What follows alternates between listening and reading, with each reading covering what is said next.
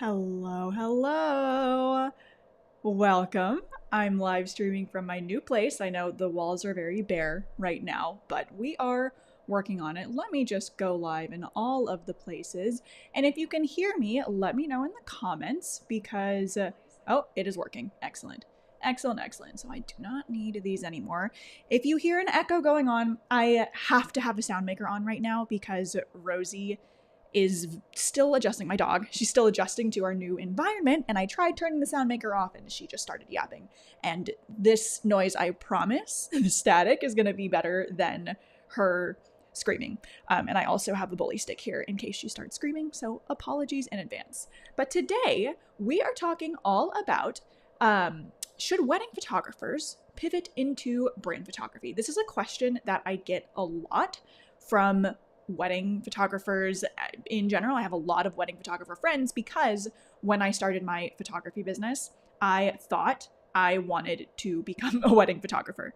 Quickly learned that that was not for me for the many reasons I'm about to list. So we're going to talk about kind of what it's like to be a wedding photographer now. I mean, you know, if you're a wedding photographer, why you should switch, and then just some things you should consider if you are wanting to start offering brand photography, or if you already offer brand photography, just some things to go over. So if you have any questions, leave them in the comments wherever you are. I have all three tabs open, happy to answer them at the end. So first, I want to talk about the just general seasonality of being a wedding photographer. It's a lot. When fall rolls around, summer and fall, I know that is so busy because I cannot get a hold of my friends that are wedding photographers.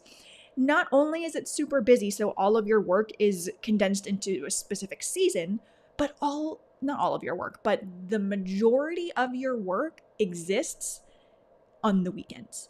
I know you got client calls throughout the week, you're doing engagement shoots probably, and you're doing editing during the weeks, huge editing queues, I'm sure.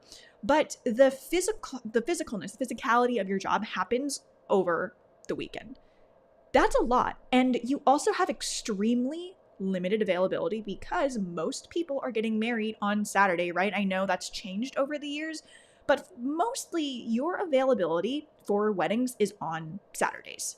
So once that Saturday is booked up, what are your options? Well, you can refer it out to a friend or hire an associate, and that's really the only option that you have as a wedding photographer. Contrasted with being a brand photographer, my clients work around my availability and the availability of the venue or location that we are shooting at. So a question that I've gotten on Instagram before, I do not lock in a date right when they sign a contract unless they have an event or something. But if it's just a general brand shoot, I'll say, okay, go ahead and sign the contract, go ahead and pay your first payment, and that will secure your spot this month. We will nail down an exact time and date once we get into the planning process, because depending on the location, like if it's a studio, well, we might think, okay, we're going to shoot on, Tuesday, September 9th, but if the studio is not available, we are going to reschedule to a different time when the studio is available. So you get a lot more flexibility just in the scheduling when it comes to brand photography. Okay, now back to being a wedding photographer. Physically demanding, it's very seasonal, and you have pretty limited availability between the clients that you can serve. And unless you are also offering other types of sessions or physical products, your income is kind of capped at the number of sessions that you can do on Saturdays. So the number of Saturdays you have available, right? Like at the end of the day, that's what it looks like. So not only is it super physically demanding on the weekends, but I know how crazy those editing queues get. Even if you are outsourcing editing, that is still a lot to manage. Like just physically and technically on an SSD, like on your SD cards, that is a lot of images to manage. There's just a lot going on. And even if you offload as much as you can, that's still taking up brain space, right? And then the main reason why I was like, wow, girl, I can't do weddings is the emotional just labor of it, how taxing it is on you emotionally, because you have one shot at the first kiss. Yeah, you can ask them to stage it again. It's not the same. Depending on how you do it, they'll know. They'll know you did it, right? And you can't redo it. Like, you get one shot. And that was just too much for me. It was absolutely way too stressful for me. So that for me was the biggest thing. Like I said, if you have any questions, drop them in the comments. And also, if my audio gets wacky, just let me know if you can't hear me. But I checked and it appears that it is working in all places. We're going to check. Yep. Okay. So emotional intensity, physical intensity, seasonal intensity. Just, I have so much respect for wedding photographers because I cannot do what you do. Full stop. I cannot. I have assisted. I have second shot. I have third shot. I have never led my own wedding. I have no interest in doing that ever. So props to you. It couldn't be me. I have so much respect for you.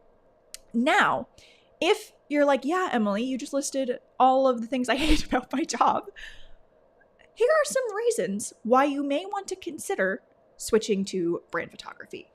So, and not only reasons, but strengths, right? You are already a crisis management expert.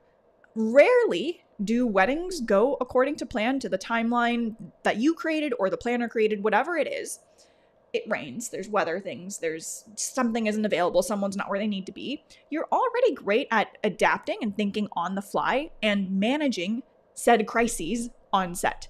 Sometimes the stuff does come up with brand photography, even though I do everything that I can to plan in advance, stuff happens. Like if we're shooting at a public location, maybe it's too crowded or there's an event going on that neither of us knew about. Or maybe you arrive at a rented location and the decor is totally different from what was listed on the pictures. These are all small crises to handle as a brand photographer. And I imagine as a wedding photographer, you've already dealt with that and worse, right? It's not going to get, you're not going to see anything worse in brand photography because at the end of the day, you can reshoot it if you really need to. But the things and challenges that you face as a wedding photographer are far crazier than what you'll see as a brand photographer. So if you are already comfy managing those situations, it only gets easier in brand photography. Really big thing. You're also already an expert at client experience. A wedding is somebody's biggest day of their life, right? It's big for them. It's big for their families, usually friends. It's a whole big event. There's so much pressure on it that as a wedding photographer, you need to deliver the absolute best client experience that you can for your clients, okay? With brand photography, it's the same thing. Maybe the pressure isn't as high as a wedding. I mean, I would hope not, but people still place a lot of emotional value on it because you are being visible. I have said in the past that brand photography it's a business investment, right? It shouldn't be this huge emotional decision. Making the decision to book brand photography doesn't necessarily mean it's emotional, but getting in front of the camera, no matter what you're doing, is emotional. And it is hard to do. So you have to deliver a client experience that makes them feel so comfy with you and trust you so much that they can loosen up and showcase who they are on camera, right? It doesn't matter what niche you're in, what you're shooting. With weddings, you are already good at that. You are already delivering a stellar client experience. You're already making people feel comfy in high intensity environments. Brand photography is a lot less pressure than that, but you still need to have those same skills that you already have. It's fabulous. Another thing, this I think gets really overlooked, but as a brand photographer, you need to build a timeline for the shoot day. I imagine you're already doing that as a wedding photographer, but I am planning out drive times. I'm planning out how long we're going to be in what outfit, how long we're going to be in front of what set with each props. If people are coming, we have to coordinate all of that. You have to build a timeline. A recent shoot that I did was with a Pilates studio, and my client wanted multiple clients of theirs to come on set to do different solo shots, group shots, shots with each other, shots with her team, without her team. I think we had maybe 15 or 20 people in total in like a 3 to 4 hour time period. You have to coordinate that as the photographer, as the brand photographer leading the shoot. So I built out a timeline of, okay, this is when this group of people should show up. This is what we're going to shoot. These are the machines we're going to use. This is when the next group of people is going to come in. You have to manage that timeline. It's almost like shooting family portraits, but this is a little bit more intense because you're there for longer. It's not just like a quick snap, snap, and go. You do have to plan out the shots, but you do have to put together a timeline. And you're already good at that because you're doing wedding timelines, right? And I am also doing the same, thinking about, okay, if we're going to shoot outside, when is the light going to be the best? Or if there's going to be too many people around, when do I need to shoot?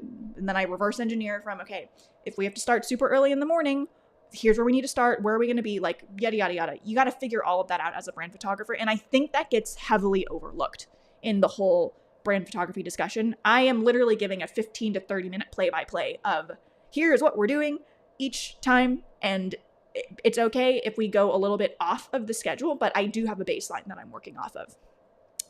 So we covered you're already good at managing crises. Any kind of craziness that happens on a wedding day, you still have unexpected things that come up on brand photo shoots, but it's just not as intense during a brand photo shoot than it is at a wedding. You are a great client experience expert. You are good at making timelines already as a brand photographer, as a wedding photographer. You still have to make timelines in brand photography. And then adaptability. This is huge because you never know what the lighting situation is really going to be like. Something that I do is I have my clients send pictures, like just phone pictures or a video walkthrough of their office or whatever it is. If it's a place they have access to, I want them to send me pictures and videos in advance so I can see the lighting. But also, you never know what's going to happen the day of. Maybe it's raining, so where you thought you were going to get direct light in the sun or in the window, it's not, and you have to bring your own lights. Or maybe you really need to shoot in this office, but there's no windows and there's only overhead lights. How are you going to light that? You need to be able to work in any situation, which I know as a wedding photographer, you also have to do when you have really crappy reception lighting, when the bridal or the groom suite is in like a really dark, enclosed environment that's very vibey, but maybe you don't have enough light. These situations also come up in brand photography, and you're already equipped to manage these things. So adaptability and just looking at the shoot environment and being able to shoot in any environment, no matter what you are. Because another thing that comes up is once you get on set, clients get really excited and they'll be like, oh my gosh, can we shoot in front of here? Can we do this? And sometimes you've prepared and that's already on the shot list, but sometimes you don't see it until you get there. And if it's a good idea and it makes sense for the client, I'll do it. But then sometimes that means I am shooting in an environment that I wasn't prepared for. Like if we're planning to shoot inside at a studio, but the outside is actually really cute and I didn't see pictures of it beforehand, we might shoot outside and it might be at noon in direct light. So I need to find the pockets that are beautiful and light-filled, etc. You're already an expert at that as a wedding photographer. It's a hugely transferable skill. And then finally, you are already good at creating storytelling images. The nature of shooting weddings is you are shooting kind of the same thing over and over again every weekend, which is a good thing and a bad thing, or not bad thing, but it allows you to develop systems, right? I'm sure in your brain, you're like, okay, I know these are the baselines of shots that I need to get, the combination of like the couple with the family, and then with the friends and the bridal party and da-da-da-da. You already have that list going on in your brain. It's the same with brand photography. It's just a different subset of default shots, right? I am always going to capture my clients with a laptop.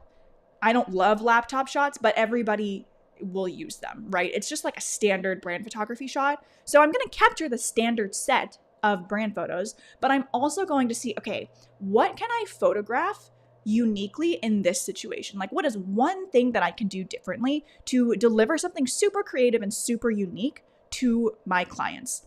You're already doing that for wedding photography with like the details.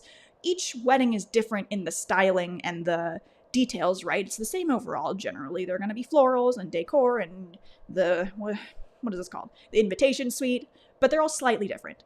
It's kind of like that with brands. You get more variety because there's different businesses that do lots of different things. So it's actually easier when you're doing brand photography because you have more to work with and you can tell a unique story because you're used to shooting the same thing every weekend. It's great. Another hugely transferable skill. Now, logistically, when you are a wedding photographer considering to offer brand photography, pivot into brand photography, just do more brand photography in general, you're in a great place already. Because like I said, your shoot days are likely dedicated to Saturdays and brand photography happens Monday through Friday. So if you are primarily focusing your shoot days on Saturdays, you have all the weekdays available to book brand sessions. I know obviously we have editing and other work that needs to be done, but your shoot days are available to start adding it in slowly, and it's not going to disrupt your wedding photography schedule. Also, if the seasonality of wedding photography is a lot to handle and you get through a wedding season and you're like, wow, that was a lot. I don't know if I want to keep doing that. I don't know if that's something I want to keep doing. Brand photography happens year round. Of course, there are some seasons that are busier for some than others, but it really depends on the type of businesses that you're working with, because businesses, they're marketing themselves year round. I work with a lot of professional services, so not just creative entrepreneurs, but also people like doctors, orthodontists, chiropractors, Pilates studios, etc. These all operate year round and they need photos year round. So you can book brand photography clients every single month of the year. I have booked clients, brand photography clients, every single month of the year. There's like not really a time when there's nobody booking, because even in the quote unquote slower months in November and December, you might have some, not that I recommend this, but very last minute the holiday bookings. And then in December, sometimes people are like, hey, I am ready to start ramping up for the new year. I am getting an error. Oh no, you're going to have buffering. Sorry, fam. I think I need another wireless access point in this room because our router is far away. In any case, moving woes, we're working on it. Other things to consider as a wedding photographer thinking about pivoting into brand photography, it's just not so high pressure. If you are finding it to be too emotionally taxing, like I was, to offer wedding photography and to be a full-time wedding photographer, consider brand photography, because it's a lot of the same creativity. It fills the same creative cup with less emotional weight that you have to carry and just less pressure in general. And my favorite part, weddings are generally a one-time investment. Maybe you have wedding photography clients that will hire you for family photos later. Maybe you don't like doing family photos and you're like, no, I'm not really about that. So in that case, wedding photography really is a one and done thing. Brand photography is recurring. That doesn't mean every quarter you have the same people booking you. I have clients that come back to me once a year, every other year. I have some that have booked me once a quarter, twice a year.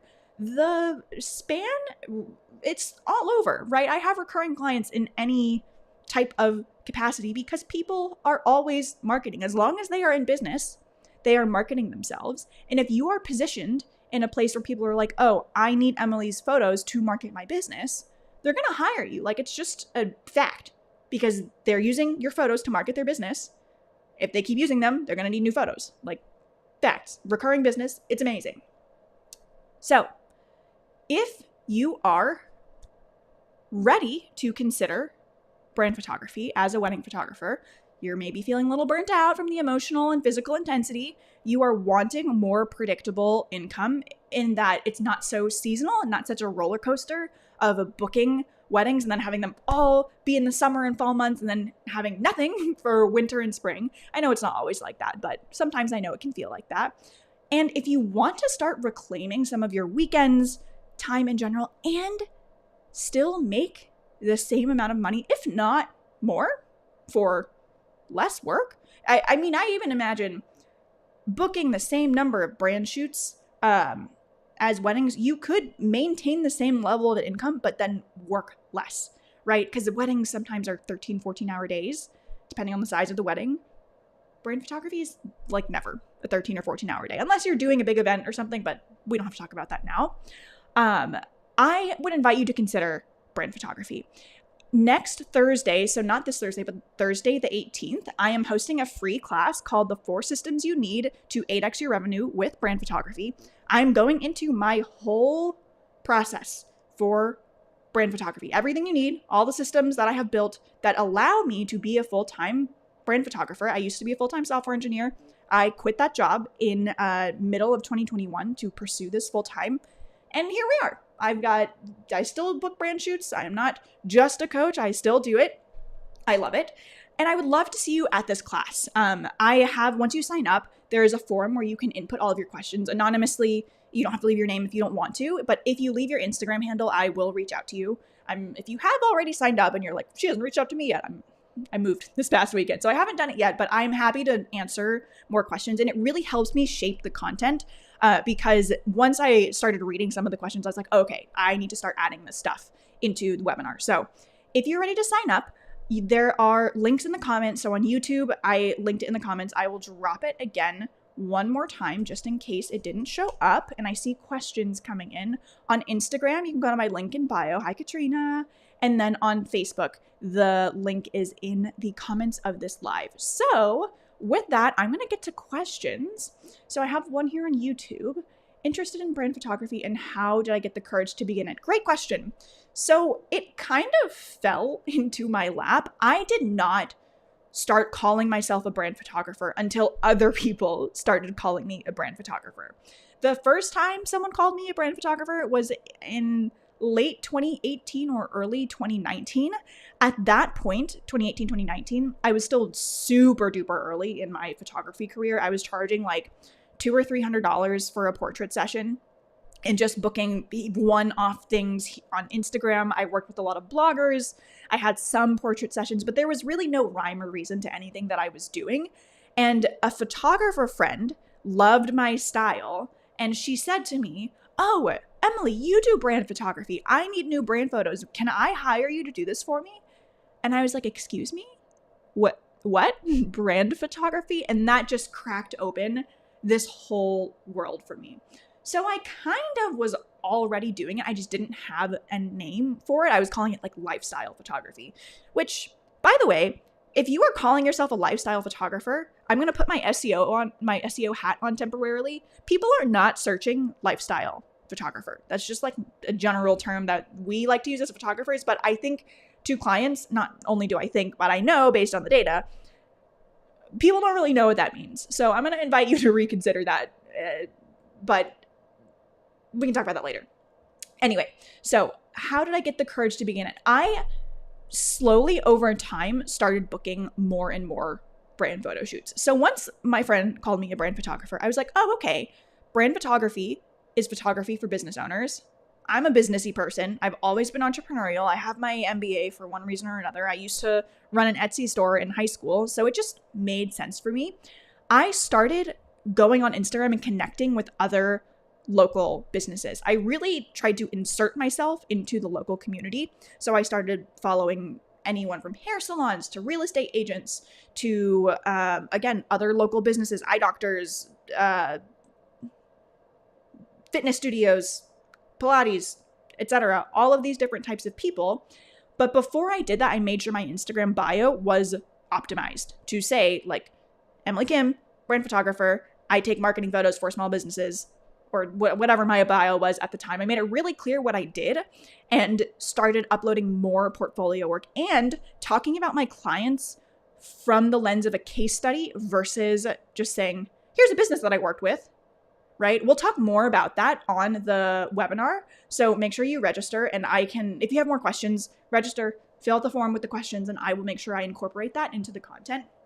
But let me know if that answers your question. Brand photography kind of just fell into my lap as it was becoming more of a niche. And then naturally, people started reaching out to me to take more business photos or more marketing photos for their businesses.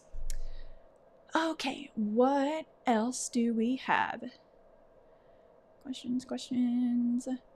I think that covers it. If you have any other questions, I'll be on for another minute or two. But like I said, wedding photographers are so super well positioned to become brand photographers. And also, oh my God, I can't believe I forgot to mention, you already have a built-in network of other potential clients and referral partners as a wedding photographer because you know wedding vendors, wedding planners, florists, DJs, event rentals.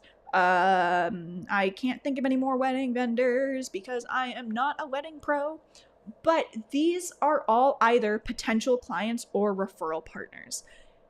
Highly, highly recommend, if you want to start offering brand photography, reach out to the people you already know and say, hey, I'm starting to do this.